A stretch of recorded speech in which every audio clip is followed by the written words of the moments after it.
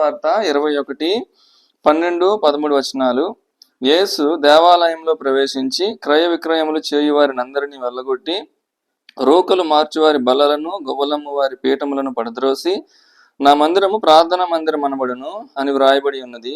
అయితే మీరు దానిని దొంగల గుహగా చేసడి వారెను. కాబట్టి ఇక్కడ యేసుక్రీస్తు ప్రభువారు కనుక చివరిగా ఇక్కడ ఆయన యేసు ప్రభువారు ఎక్కడికి ప్రవేశిస్తూ వస్తున్నారు? యేసు దేవాలయంలోనికి ఏం చేస్తున్నారు? ప్రవేశించారు. కనుక యేసుక్రీస్తు ప్రభువారు దేవాలయంలోనికి ప్రవేశించినప్పుడు అక్కడ కొన్ని సంఘటనలు జరుగుతూ వచ్చాయి. అక్కడ జరుగుతున్నటువంటి విషయాలను బట్టి ఆయన ఎంతో కలత చెందినట్లుగా, ఎంతో బాధపడినట్లుగా, ఎంతో విచారపడినట్లుగా అక్కడ మనము చూడవచ్చు. కనుక యేసు దేవాలయంలో ప్రవేశించినప్పుడు ఏం జరుగుతుంది? అక్కడ క్రయ విక్రయములు జరుగుతున్నాయి. తర్వాత ఏంటి? రోకలు మారుస్తున్నారు. తర్వాత ఏం చేస్తున్నారు? గువ్వలను అమ్మి గువ్వలను అంటే పావురములను వారు అమ్ముతూ వస్తున్నారు. కాబట్టి అక్కడ జరుగుతున్నటువంటి విషయాన్ని బట్టి దేవుడు ఎంతగానో బాధపడుతూ వచ్చినటువంటి వాడిగా ఉన్నాడు. కాబట్టి ఇక్కడ మనం చూస్తున్నటువంటి విషయం ఏంటంటే దేవుని మందిరము ప్రార్థనా స్థలం. అందుకే ఆయన ఏమన్నారు? నా మందిరము ప్రార్థనా మందిరం అనబడును. అది ప్రార్థనా మందిరం. కానీ దేవుని మందిరము ప్రార్థన జరగాల్సినటువంటి స్థలం అది. అయితే అక్కడ ఏం జరుగుతున్నాయి? క్రయ విక్రయములు జరుగుతున్నాయి, రోకలు మారుస్తున్నారు, తర్వాత గొవ్వలను అమ్ముతూ వస్తున్నారు. అంటే దీన్ని బట్టి మనం ఏం చెప్పొచ్చు అంటే అది లాభం పొందేటటువంటి స్థలం కాదు. అర్థమవుతుందండి? God's house is a place of prayer but not for profit. అర్థమైంది? ఇది ప్రేయర్ జరగాల్సిన స్థలము లేదా ప్రార్థనా స్థలమే గాని ప్రాఫిట్ పొందే స్థలం కాదు, అంటే లాభం పొందే స్థలం కాదు. దేవుని మందిరము ప్రార్థనా మందిరమే గాని లాభం పొందే స్థలం ఎంత మాత్రం కూడా కాదు. అక్కడ వారు లాభాన్ని పొందుతా ఉన్నారు. కాబట్టి ఇక్కడ మనం లోతుగా మనం ఆలోచన చేస్తే కనుక అక్కడ ప్రజలైనటువంటి వారు, దేవుని ప్రజలు ఏం చేస్తున్నారు? దేవుని మందిరానికి వచ్చి ఏం చేస్తారు? వారు బలులు అర్పిస్తారు. దేవునికి ఏం చేస్తారు? బలులను అర్పిస్తారు. కాబట్టి ఆయా ప్రాంతాల నుండి వారు రావాలి. ఎంతో దూర ప్రాంతాల నుండి రావాల్సిన అవసరం కూడా ఉంటుంది. దాన్ని బట్టి ఇప్పుడు బలి అర్పించడానికి ఒక మేకనో లేదంటే గొర్రెనో వారు అంత దూర ప్రాంతం నుండి దాన్ని మోసుకొని రావటం ఎంతో కష్టమైనటువంటి పని. కాబట్టి ఇక్కడ మనం అక్కడ ఏం అమ్ముతున్నారు చెప్పండి? గొవ్వలను అమ్ముతున్నారు, అంటే పావురాలను అమ్ముతున్నారు. అక్కడ పావురాలు అమ్మటం సబబే కదా. ఎందుకంటే ఆ పెద్ద జంతువుని వారు మోసుకొని రాలేకపోతున్నారు. కాబట్టి అక్కడ అమ్ముతున్నటువంటి పావురాలను అమ్మి ఆ పావురాలను ఏం చేస్తున్నారు? దేవునికి బలిగా అర్పిస్తున్నారు. అర్థమవుతుందా? కానీ ఇదంతా కరెక్ట్ గానే ఉంది, కానీ అది పావురాలను అమ్మవలసిన స్థలం అది కాదు. అర్థమవుతుందండి? అక్కడ మనం ఏం చూస్తున్నామంటే అది కరెక్టే, అది వ్యాపార స్థలం ఎంత మాత్రం కూడా కాదు. క్రయ విక్రయములు జరిగేటటువంటి ప్రాంతం అది ఎంత మాత్రం కూడా కాదు. రోకలను మార్చుకునే ప్రాంతము లేదా స్థలము అది ఎంత మాత్రం కూడా కాదు. ఇక్కడ జరుగుతున్నటువంటి మొదటి తప్పు ఏంటంటే దేవుని మందిరంలో వారు వ్యాపారం చేస్తున్నారు. అది మొట్టమొదటిగా జరుగుతున్నటువంటి తప్పు. రెండవది ఏంటి అంటే వారు ప్రజలను దోపిడీ చేస్తున్నారు. ప్రజలను ఏం చేస్తున్నారు? దోపిడీ చేస్తున్నారు. కనుక వారు తీసుకోవాల్సిన దానికంటే ఎక్కువ డబ్బులను లేదా ఎక్కువ రోకలను వారు ప్రజల దగ్గర నుండి అక్రమంగా అన్యాయంగా తీసుకుంటున్నారు. అందును బట్టి యేసుక్రీస్తు ప్రభువారికి ఏమొచ్చింది? కోపం వచ్చింది. కానీ ఇక్కడ యేసుక్రీస్తు ప్రభువారు కోపించడం తప్పా కాదా అంటే తప్పు ఎంత మాత్రం కూడా కాదు. కనుక సరైన విషయాలపై కోపించటము అది ఎంత మాత్రం కూడా తప్పు కాదు. కానీ కోపపడుడు కానీ ఏం చేయొద్దన్నాడు? పాపం చేయొద్దన్నాడు. కాబట్టి మన కోపము సూర్యాస్తం వరకు కూడా ఉండకూడదు. కాబట్టి ఇక్కడ యేసుక్రీస్తు ప్రభువారు కోపగించుకుంటూ వస్తున్నాడు. ఎందుకంటే ప్రార్థన జరగాల్సిన స్థలంలో ఆ లాభానికి సంబంధించినటువంటి విషయాలు అక్కడ జరుగుతూ ఉన్నాయి. వ్యాపారం జరుగుతుంది. తర్వాత ఏం జరుగుతుంది? పావురాలను నమ్ముతున్నారు, రోకలను మారుస్తా ఉన్నారు. కాబట్టి ఇది ఎంత మాత్రము తగదు అని యేసుక్రీస్తు ప్రభువారు అక్కడ చూసినటువంటి వాడే ఏం చేస్తాను? ఆ మందిరాన్ని లేదా ఆ దేవుని ఇంటిని ఆయన శుభ్రపరుస్తున్నట్లుగా మనం ఇక్కడ గమనించవచ్చు. కనుక ఇది పాత నిబంధనలో ఉన్నటువంటి చూడండి, మలాకీ గ్రంథము ప్రవచనంగా మనం చూడొచ్చు. మలాకీ గ్రంథం 3వ అధ్యాయము 1-2 వచనాలు. మలాకీ గ్రంథం 3వ అధ్యాయము 1-2 వచనం. ఇదిగో నాకు ముందుగా మార్గం సిద్ధపరచుటకై నేను నా దూతను పంపుచున్నాను. మీరు వెతుకుచున్న ప్రభువు అనగా మీరు కోరు నిబంధన దూత తన ఆలయమునకు హఠాత్తుగా వచ్చును. ఇదిగో ఆయన వచ్చుచున్నాడని సైన్యములకు అధిపతి యెహోవా సెలవిచ్చున్నాడు. కాబట్టి ఆయన హఠాత్తుగా ఏం చేశాడు? ఇప్పుడు ఆయన మందిరంలోనికి, ఆ దేవాలయంలోనికి ఆయన ప్రవేశించినటువంటి వాడుగా ఉంటూ వస్తున్నాడు. కాబట్టి ఇక్కడ మనం చూస్తున్నటువంటి విషయం ఏంటంటే, మన మందిరానికి వచ్చి ప్రార్థించే వారంగా ఉండాలి, కానీ ఏదో లాభం పొందాలనేటువంటి ఆ ఆ భావన మనం కలిగి ఉండకూడదు అనేది ఇక్కడ మనము చూస్తున్నటువంటి విషయం. యెషయా గ్రంథము 56వ అధ్యాయము, యెషయా గ్రంథము 56వ అధ్యాయము 7వ వచనం. అక్కడ కూడా ఏముంది? పాత నిబంధనలు యెషయా గారు ఏం చెప్పారంటే, నా ప్రార్థనా మందిరంలో వారిని ఆనందింపజేసేదను, నా బలిపీఠం మీద వారు అర్పించు దహన బలులను నాకు అంగీకారములగును, నా మందిరము సమస్త జనులకు ప్రార్థనా మందిరం అనబడును. కనుక యెషయా ప్రవక్త కూడా ఏం చెప్తున్నాడు? నా మందిరము సమస్త జనులకు ఏంటది? ప్రార్థనా మందిరము. నా ప్రార్థనా మందిరంలో వారు ఏం చేయాలా? ఆనందించాలా. నా ప్రార్థనా మందిరంలో వారు ప్రార్థించాలి, కానీ ఈ వ్యాపారాలు చేయకూడదు, క్రయ విక్రయములు ఎంత మాత్రం చేయకూడదు అనేది యేసుక్రీస్తు ప్రభువారు ఇక్కడ మనకు తెలియజేస్తున్నటువంటి విషయమై ఉన్నది. చూడండి, ఇర్మియా గ్రంథంలో కూడా 7వ అధ్యాయము, ఇర్మియా గ్రంథము 7వ అధ్యాయము 11వ వచనం. 7వ అధ్యాయం 11వ వచనం. నాదని చాటబడిన ఈ మందిరము మీ దృష్టికి దొంగల గుహ అయినదా? ఆలోచించుడి, నేనే ఈ సంగతి కనుగొనుచున్నాను, ఇదే యెహోవా వాక్కు. కాబట్టి అక్కడ ఏమంటున్నాడు ఆయన? నాదని చాటబడిన ఈ మందిరము మీ దృష్టికి ఏంటి? దొంగల గుహ ఆయన. కనుక అది దేవుని మందిరము, not a den of thieves. దొంగల గుహ అంటే ఏంటంటే, దొంగలందరూ ఏం చేస్తారు? దొంగతనం చేసిన తర్వాత వచ్చి ఆ గుహలో విశ్రాంతి తీసుకుంటారు, లేదంటే ఆ దొంగతనానికి సంబంధించినటువంటి ప్లానింగ్స్ చేసుకుంటారు, ఇలా చేద్దాం. అటువంటిది కాదు దేవుని మందిరం. దేవుని మందిరం ఏంటండి? అది ప్రార్థనా మందిరం. అర్థమవుతుందా? కాబట్టి చూడండి, అదే 7వ అధ్యాయం ఇర్మియా గ్రంథంలోనే 9వ వచనంలో, 9వ వచనం నుండి చదువుతాను. ఇదేమి మీరు జార చోర క్రియలను నరహత్యను చేయిచు అబద్ధ సాక్ష్యం పలుకుచు బయలునకు ధూపము వేయిచు మీరు ఎరుగని దేవతలను అనుసరించుచున్నారే. అయినను నా నామం పెట్టబడిన ఈ మందిరంలోనికి వచ్చి నా సన్నిధిని నిలుచుచు విడుదల నొంది ఉన్నామని మీరు చెప్పుదురు. ఈ హేయక్రియలన్నీ జరిగించటకైనా మీరు విడుదల నొందిద్దురి.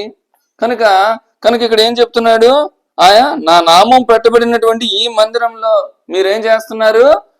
జారచోర క్రియలు చేస్తున్నారు, నరహత్యలు చేస్తున్నారట, అబద్ధ సాక్ష్యం పలుకుతున్నారట, బయలుకు ధూపం వేస్తున్నారట, ఇతర దేవతలను లేదా ఎరుగని దేవతలను వారు అనుసరించుచున్నారు. కాబట్టి ప్రియమైనటువంటి వారులారా, మనం దేవుని సన్నిధికి మనం ఎలా వస్తున్నాము, మన దేవుని మందిరం విషయంలో మన యొక్క వైఖరి ఎలా ఉంది అనేది మనము ప్రశ్నించుకోవాలి. కాబట్టి ఇక్కడ యేసుక్రీస్తు ప్రభువారి యొక్క భావన ఏంటంటే, ఇది నా మందిరము, ఇది అన్ని జనులకు, లేదా నా మందిరము అన్ని జనులకు ప్రార్థనా మందిరం అనబడును. కాబట్టి ఆ విధంగా మనము ఉండవలసినటువంటి వారంగా ఉన్నాము. సంఘం అంటే కేవలం అది ఒక భవనం కాదు. సంఘం అంటే ఏంటండి? ఆయన ప్రజలే. కాబట్టి అందుకనే మనం ఆ పాట కూడా పాడుకుంటూ వచ్చాం. కాబట్టి మనమే దేవుని ఇల్లై ఉన్నాము. కాబట్టి యెహోవా మందిరమునకు వెళ్దామని జనులు నాతో అనినప్పుడు నేను సంతోషించి తిని అంటాడు. 122వ కీర్తన 1వ వచనంలో దావీదు. అదే విధంగా చూడండి, యెషయా గ్రంథము 2వ అధ్యాయం 3వ వచనం చదువుదాం. యెషయా గ్రంథం 2వ అధ్యాయం 3వ వచనం. ఆ కాలమున సియోనులో నుండి ధర్మశాస్త్రము, యెరూషలేములో నుండి యెహోవా వాక్కు బయలువెళ్ళును. జనములు గుంపులుగా వచ్చి యాకోబు దేవుని మందిరమునకు, యెహోవా పర్వతమునకు మనము వెళ్ళుదము రండి. ఆయన తన మార్గములు విషయమై మనకు బోధించును, మనము ఆయన త్రోవలలో నడుతము రండి అని చెప్పుకుందరు. కనుక యాకోబు దేవుని మందిరము, యెహోవా పర్వతమునకు మనం వెళ్ళుదము రండి. కనుక అక్కడ ఏంటంటే, దేవుని మందిరంకి వస్తే ఆయన ఏం చేస్తాడంటే తన మార్గముల విషయమై మనకు బోధించేవాడుగా ఉంటాడు. కనుక ఆయన మార్గములను తెలుసుకోవటానికి మనం ఆయన మందిరానికి వెళ్ళాలి. ఆయన ద్వారా ఆనందింపజేయబడటానికి మనం దేవుని మందిరానికి వెళ్ళాలి. ఆయన నామములో ప్రార్థన చేయడానికి మనం దేవుని మందిరానికి వెళ్ళాలి. కానీ ఈ యొక్క క్రయ విక్రమములు చేయటానికి, లాభాన్ని పొందటానికి మనం దేవుని మందిరానికి వెళ్ళకూడదు. కాబట్టి ఇది మొట్టమొదటి సంగతి ఏంటంటే, the house of God is a place of prayer. అది ప్రాఫిట్ కోసం కాదు, అది లాభానికి సంబంధించినది కాదు, అది ప్రార్థనకు సంబంధించినది, దేవుని ఇల్లు. తర్వాత రెండో సంగతి చూద్దాం. 14వ వచనం చదవండి. మత్తయి సువార్త 21వ అధ్యాయం 14వ వచనం.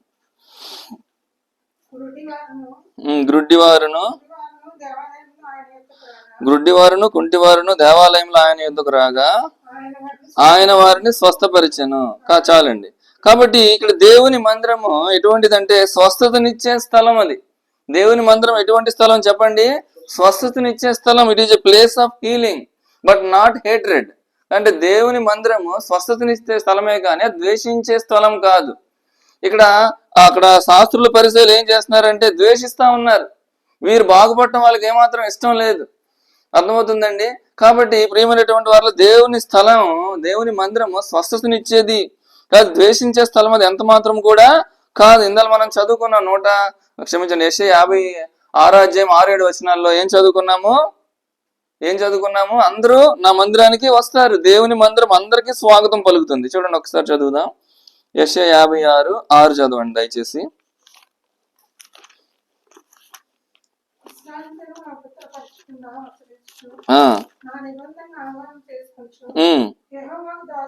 యెహోవాకు దాసులై ఆయనకు పరిచర్య చేయవలనని ఆయన పక్షమున చేరు అన్యులను నా పరిశుద్ధ పర్వతమునకు తోడుకొని వచ్చేదను. కనుక ఇక్కడ అన్యులు కూడా దేవుని మందిరానికి వస్తున్నారు. ఇక్కడ గూఢమైనటువంటి విషయం ఏంటంటే, కనుక కుంటివారు గాని గుడ్డివారు గాని లేదా ఏదైనా శారీరక వైకల్యం కలిగిన వారు గాని ఆ దినాల్లో దేవుని మందిరంలోనికి రావటం అవ్వదు. తర్వాత అటువంటి వారు దేవునికి వాళ్ళు రావటమే అవ్వదు. ఇంకా వారు దేవునికి ఎటువంటి బలిని అర్పించగలరు? వారు దేవునికి బలి అర్పించే అవకాశం లేదు. తర్వాత వారు దేవుని మందిరంలోనికి వచ్చే అవకాశం కూడా ఆ దినాలలో లేదు. అయితే యేసుక్రీస్తు ప్రభువారు ఏం చేశారంటే, వారు మందిరంకి వచ్చినప్పుడు ఆయన ఏం చేశాడు? 14వ వచనంలో, కుంటివారు గుడ్డివారు దేవాలయంలో ఆయన యొద్దకు రాగా ఆయన వారిని స్వస్థపరిచాడు. కాబట్టి ఇది శాస్త్రులకే కాదు, ఇది పరిసయ్యులకే కాదు. ఈ మందిరం ఇది ఎవరికి? సమస్త అన్ని జనులకు, సమస్తమైనటువంటి రోగాలు కలిగిన వారికి, లేదంటే మనం ఏ విధంగా చెప్పుకోవచ్చు, వివిధ జాతులు కలిగిన వారికి, తర్వాత వివిధ నేపథ్యాలు కలిగిన వారికి, వివిధ సామాజిక హోదా కలిగినటువంటి వారికి. కాబట్టి మనకి గ్రీసు దేశస్తుడని యూదుడని లేదు, నల్లని వారని తెల్లని వారని లేదు, ధనికులని పేదవారని లేదు. కాబట్టి అందరికీ కూడా ఇది దేవుని మందిరము. కాబట్టి ఇక్కడ దేవుని మందిరంలోకి వచ్చినటువంటి వారికి ఏం కలిగిందంటే స్వస్థత కలిగింది. ఏం కలిగింది చెప్పండి? కాబట్టి ప్రియమైనటువంటి వారులారా, మనము ఆ విధంగా మనం దేవుని మందిరానికి రావాల్సినటువంటి వారంగా ఉన్నాం. కాబట్టి ఇక్కడ వీరు గుడ్డివారు, కుంటివారు, శారీరక వైకల్యం కలిగిన వారు వారి మందిరంలోనికి వచ్చే అవకాశం లేదు. అయితే యేసుప్రభు వారు ఉన్నారని చెప్పి వారి పరిస్థితి ఎలా ఉన్నప్పటికీ వారు దేవుని మందిరానికి వచ్చారు. కాబట్టి ఏం పొందారు? స్వస్థత పొందారు. కాబట్టి మనమేమనుకుంటాము, అయ్యో నేను పలానా విషయంలో వెనుకబాటుగా ఉన్నాను, పలానా విషయంలో తప్పిపోయాను, నేను ఈ పాపం చేశాను, కాని మాట అన్నాను, నేను అంతా సరి చేసుకున్న తర్వాత దేవుని మందిరానికి వెళ్ళాలి అని అనుకుంటాం. అది ఎంత మాత్రం కూడా కరెక్ట్ కాదు. నువ్వు ఎలా ఉన్నావో అలాగే దేవుని దగ్గరికి వస్తే దేవుడు నిన్నేం చేస్తాడు? మారుస్తాడు. దేవుడు నిన్ను రూపాంతరపరుస్తాడు. రోమపత్రిక 12:1 చదవండి. రోమపత్రిక 12:1.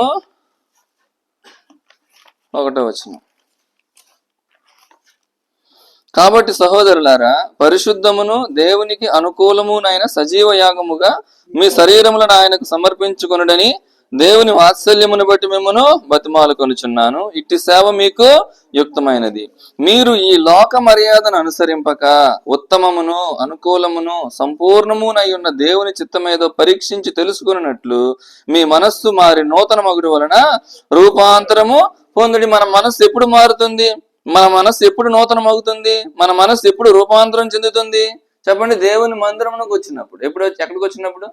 దేవుని మందిరం. నేను గుడ్డోని కదా, నేను గుంటోని కదా, నేను మందిరంలోకి వెళ్తా గెంటేస్తారు, నేను పలానా పాపంలో ఉన్న నీడొచ్చేటటువంటి మందిరానికి అని అనుకుంటారు అనేటటువంటి భావన వారిలో లేదు. వాళ్ళు ఎంతో యేసుప్రభు వారిని గురించి విని వారు దేవుని మందిరంలోనికి రావటం చేత వారికి ఏం కలిగింది?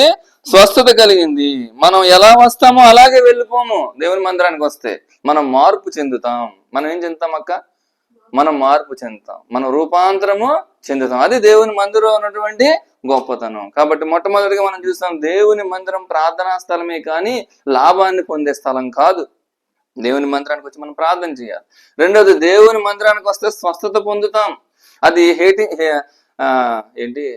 అది ద్వేషించే స్థలం ఎంత మాత్రం కూడా కాదు. అతను నిన్నెవరు ద్వేషిస్తున్నారని, నిన్నెవరో మాటలు అంటున్నారని నువ్వు దేవుని మందిరానికి ఏం చేయకూడదు, మానేయకూడదు. వెనక అడుగు ఏమాత్రం కూడా వేయకూడదు. నువ్వు ఎలా ఉన్నావో, నీ పరిస్థితి ఎలా ఉందో అలా దేవుని మందిరానికి వస్తే దేవుడు నిన్ను, నీ జీవితాన్ని ఏం చేస్తాడు, మారుస్తాడు. That is what the house of God is. అర్థమవుతుంది? అదే దేవుని మందిరం అంటే. అర్థమవుతుందండి. తర్వాత మూడవదిగా మనం చూస్తే మరలా మత్తయి సువార్త 21వ అధ్యాయము 15 నుండి చదువుతాను, గమనించండి దయచేసి. కాగా ప్రధాన యాజకులను శాస్త్రులను ఆయన చేసిన వింతలను, దావీదు కుమారునికి జయము అని దేవాలయంలో కేకలు వేయుచున్న చిన్న పిల్లలను చూచి కోపముతో మండిపడి, వీరు చెప్పుచున్నది వినుచున్నావా అని ఆయన అడిగిరి. అందుకు యేసు, వినుచున్నాను, బాలుర యొక్కయు చంటి పిల్లల యొక్కయు నోట స్తోత్రము సిద్ధింపజేసి తిని అను మాట మీరు అనడును చదవలేదా అని వారితో చెప్పి వారిని విడిచి పట్టణం నుండి బయలుదేరి బేతనీయకు వెళ్ళి అక్కడ బస చేసెను. కాబట్టి ఇక్కడ మనం చూస్తున్నటువంటి విషయం ఏంటంటే, God's house is a place of praise, not protest. అంటే ఏంటంటే దేవుని మందిరము ఆయన్ని స్తుతించే స్థలం అది. కానీ ప్రొటెస్ట్ అంటే నిరసన తెలిపే స్థలం కాదు. అది దేవుని మందిరము దేవుణ్ణి స్తుతించే స్థలమే గాని నిరసన తెలిపే స్థలం ఎంత మాత్రం కూడా కాదు. ఇక్కడ ఏం జరిగింది చెప్పండి, అర్థమవుతుందన్న? ఇక్కడ ఏం జరిగింది? చిన్నపిల్లలందరూ కూడా ఏం చెప్తున్నారు? దావీదు కుమారునికి జయము, దావీదు కుమారునికి జయము అని హోసన్నా అని వారు చెప్తా ఉంటే ఈ చిన్న పిల్లలకు బుద్ధి ఉంది. యేసుక్రీస్తు ప్రభువారిని స్తుతించడానికి, ఆయన ఆరాధించడానికి, ఆయన కృతజ్ఞతలు చెల్లించడానికి బాలుర యొక్క చంటి పిల్లల యొక్క స్తుతుల మూలమున నీ ఒక దుర్గమును స్థాపించి ఉన్నావు. కాబట్టి చిన్నపిల్లలు దేవుని స్తుతిస్తా ఉంటే ఇక్కడ పరిసయ్యులు శాస్త్రులు ఏం చేస్తున్నారు? నిరసన చేస్తున్నారు. చూస్తున్న వాళ్ళు నిన్ను స్తుతిస్తా ఉంటే నువ్వేంటి అన్నట్టుగా ఆయన నిరసన తెలియజేస్తా ఉన్నారు. కాబట్టి దేవుణ్ణి స్తుతించడం కొంతమందికి ఇష్టం ఉండదు. దేవుని సంఘంలో జరిగే పనులు కొంతమందికి ఇష్టం ఉండదు. వాళ్ళు ఏం చేస్తా ఉంటారంటే నిరసన తెలుపుతారు. ఏం తెలుపుతారు? అలా చేశారు, ఇలా చేశారు, ఇదిలా చేయకూడదు కదా అని నిరసన తెలుపుతా ఉంటారు. దేవుని స్తుతించడానికి వారికి ఏం లేదు, మనసు లేదు. మనం దేవుని మందిరానికి ఎందుకు వస్తున్నాం చెప్పండి? దేవుని స్తుతించడానికి కానీ నిరసన తెలపడానికి కాదు. అర్థమవుతుందా? కాబట్టి ఇక్కడ దేవుని మందిరము దేవుని స్తుతించే స్థలమే కానీ నిరసన తెలిపే స్థలం ఎంత మాత్రం కూడా కాదు. వారి స్థుతుల్లో పాలు పంచుకోవడానికి బదులు వారు నిరసన తెలుపుతున్నారు. కాబట్టి సంఘంలో జరిగే విషయాలు నచ్చక నిరసన తెలుపుతా ఉంటాం మనం కూడా. కాబట్టి ఆ విధంగా మనం ఉండకూడదని దేవుడు మనకి బోధిస్తూ వస్తున్నాడు. కాబట్టి మనకందరికీ తెలుసు 95వ కీర్తన 7వ వచనంలో ఏముంటుంది? మన మందిరంలో ఉంటది కదా, రండి నమస్కారం చేసి సాగిలపడదాము, మనం సృజించిన యెహోవా సన్నిధిని సాగిలపడదాము లేదా మోకరించుదాము. కాబట్టి ఆయన సన్నిధికి మనం ఏం చేయడానికి రావాలి? ఆయన సాగిలపడి మోకరించి ఆయన స్తుతులు చెల్లించడానికి, ఆయన్ని మనం ఆరాధించడానికి, ఆయన కృతజ్ఞతలు చెల్లించడానికి మనం ఆయన సన్నిధిలోనికి రావాలి. 100వ కీర్తన 4వ వచనం చదవండి. 100వ కీర్తన 4వ వచనం. కృతజ్ఞతాస్తుతులు చెల్లించుచు ఆయన గుమ్మములలో ప్రవేశించుడి, కీర్తనలు పాడుచు ఆయన ఆవరణములలో ప్రవేశించుడి, ఆయనను స్తుతించుడి, ఆయన నామమును that is what our duty.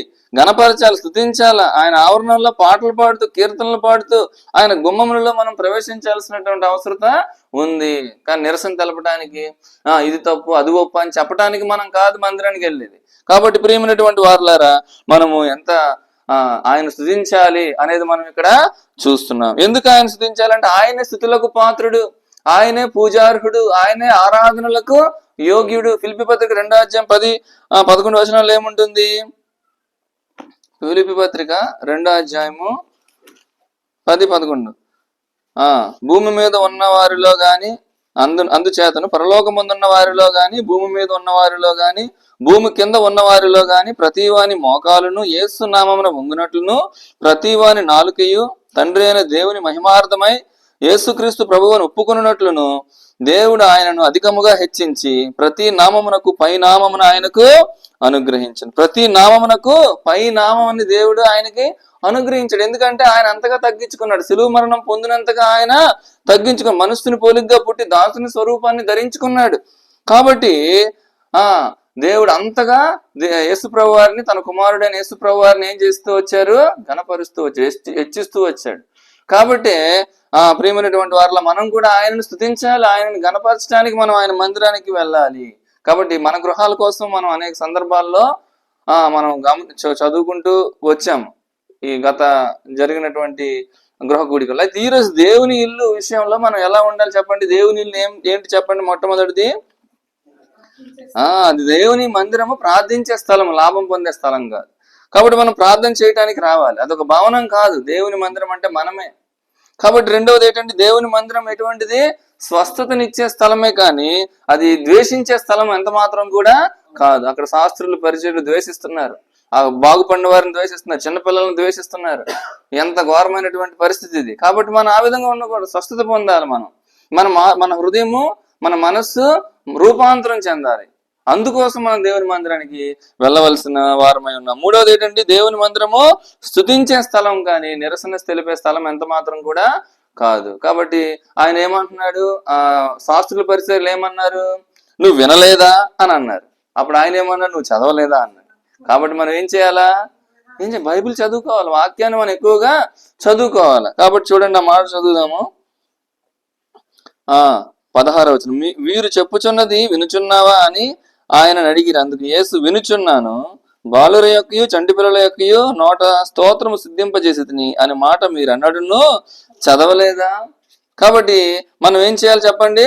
చదవాలి. బైబిల్ని ఏం చేయాలా? చక్కగా మనం చదివితే, మనం అవగాహన చేసుకుంటే బైబిల్లో ఉన్నటువంటి నిగూఢమైన సత్యాలు మనకు అర్థమవుతాయి. దాన్ని బట్టి మనం ఈ లోకంలో ఎలా జీవించాలి, మన సహోదరులతో ఎలా జీవించాలి, మన కుటుంబస్తులతో ఎలా జీవించాలి, మనం దేవుని మందిరంలో ఎలా ప్రవర్తించాలి అనేది కూడా మనకు తెలుస్తుంది. చూడండి, ఆ మాట చూపిస్తాను. 1 తిమోతి పత్రిక 3వ అధ్యాయము. 1 తిమోతి పత్రిక 3వ అధ్యాయము. అది ఇందాక రెండవ విషయంలో చెప్పాలి, మర్చిపోయాను.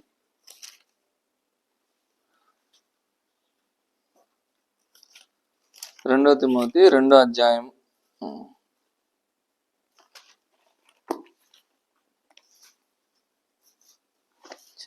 1 తిమోతి 3:15. అయినను నేను ఆలస్యము చేసిన యెడల దేవుని మందిరములో అనగా జీవము గల దేవుని సంఘములో జనులు ఎలాగు ప్రవర్తింపవలనో అది నీకు తెలియవలనని ఈ సంగతులను నీకు వ్రాయిచున్నాను. ఆ సంఘము సత్యమునకు స్తంభమును ఆధారమునై ఉన్నది. ఇది దేవుని మందిరం అంట, ఇది జీవము గల దేవుని సంఘం అంట. దీంట్లో మనం ఎలా ప్రవర్తించాలో ఆయన మనకు ఇప్పుడు తెలియజేస్తా ఉన్నాడు. అర్థమవుతుంది? దేవుని మందిరం ఆయన అది దొంగల గుహగా చేశారని ఆయన ఎంత బాధపడుతూ వచ్చాడు. అక్కడ క్రయ విక్రమాలు జరగటాన్ని బట్టి ఆయన ఎంత బాధపడుతూ వచ్చాడు. అర్థమవుతుందా? అక్కడ స్వస్థపరచబడినటువంటి వారిని బట్టి వారు కోపగించుకుంటే ఈయన బాధపడుతూ వచ్చాడు. వారు చిన్నపిల్లలు దేవుడు శుద్ధిస్తా ఉంటే వాళ్ళు అడ్డుకుంటూ వచ్చారు. కాబట్టి ఇలాంటి విషయంలో మనం ఎలా ఉండాలి అనేది ఆయన మనకి తెలియజేస్తున్నాడు. కాబట్టి దేవుని మందిరము ఏంటండి? ప్రార్థన మందిరము. దేవుని మందిరము స్వస్థత పొందే స్థలము. మూడవది దేవుని మందిరము స్తుతులను అర్పించేటటువంటి స్థలము. కాబట్టి ఆ విధంగా దేవుని మందిర విషయంలో ఆయన ఎంత పట్టింపు కలిగి ఉన్నాడో మనం కూడా అంటి పట్టింపును మనము కలిగి ఉండాలి. ఇప్పుడు మనం చెప్పుకున్నటువంటి విషయము ఆయన జీవితంలో చివరి వారంలో జరిగినటువంటి సంఘటన. అర్థమవుతుందండి? కాబట్టి తర్వాత ఆయన అంజూరపు చెట్టుని శపించటం, తర్వాత ఆయన ఒక ఉపమానం చెప్పటం, అర్థమవుతుంది. తర్వాత యూదా అప్పగించడానికి ప్లాన్ వేయటం, ఇవన్నీ కూడా ఈ వారంలో జరుగుతూ వచ్చాయి. అర్థమవుతుందా? కనుక యేసుక్రీస్తు ప్రభు వారు ఎప్పుడు సిలువ వేయబడ్డారట? చరిత్ర ప్రకారం ఏప్రిల్ 3వ తారీఖున చరిత్ర ప్రకారం ఆయన సిలువ వేయబడ్డాడు. అని 2025 సంవత్సరాల తర్వాత సేమ్ డేట్ ఇప్పుడు రిపీట్ అవుతుందంట, చరిత్రకారులు చెప్తున్నారు. కాబట్టి గుడ్ ఫ్రైడే ఎప్పుడు? ఏప్రిల్ 3. కనుక 2026 సంవత్సరాల క్రితం సేమ్ డేట్న ఆయన సిలువ వేయబడ్డాడంట. కాబట్టి ఆ విధంగా మనం దేవుని మందిర విషయంలో పట్టింపు కలిగి ముందుకు కొనసాగుతుందా.